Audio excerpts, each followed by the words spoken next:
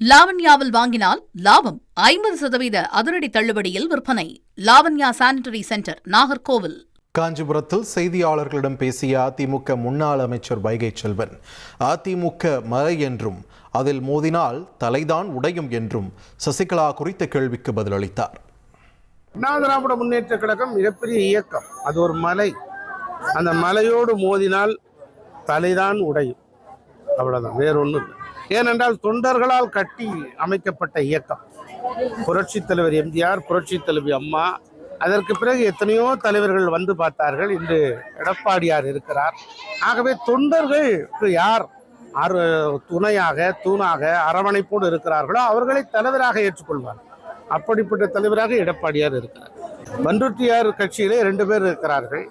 ஒருவர் பண்ருட்டியார், இன்னொருவர் தெரியும், அவர் பொதுச் செயலாளர். ஆகவே 2 பேரை தவிர வேறு யார் இருக்கிறார்கள்? 2 பேர் கொண்ட ஒரு கட்சி.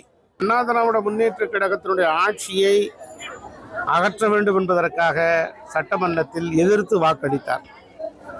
2வதாக தலைமை கழகத்தை அடித்து நொறுக்கினார்.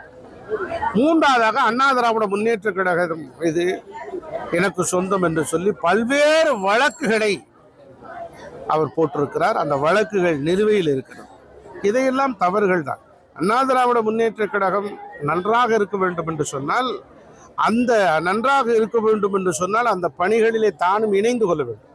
இடையூறாக இருந்து அண்ணா திராவிட முன்னேற்ற கழகத்தை நசுக்கி, அதை அடித்து நொறுக்கி, அண்ணா திராவிட முன்னேற்ற கழகத்தை நம்பிக்கையில்லா தீர்மானத்தின் மூலமாக வாக்களித்து அதை ஆட்சி கவிழ வேண்டும் என்று நினைப்பவர்கள் அண்ணா திராவிட முன்னேற்ற கழகத்தின் வளர்ச்சிக்கானவர்களா?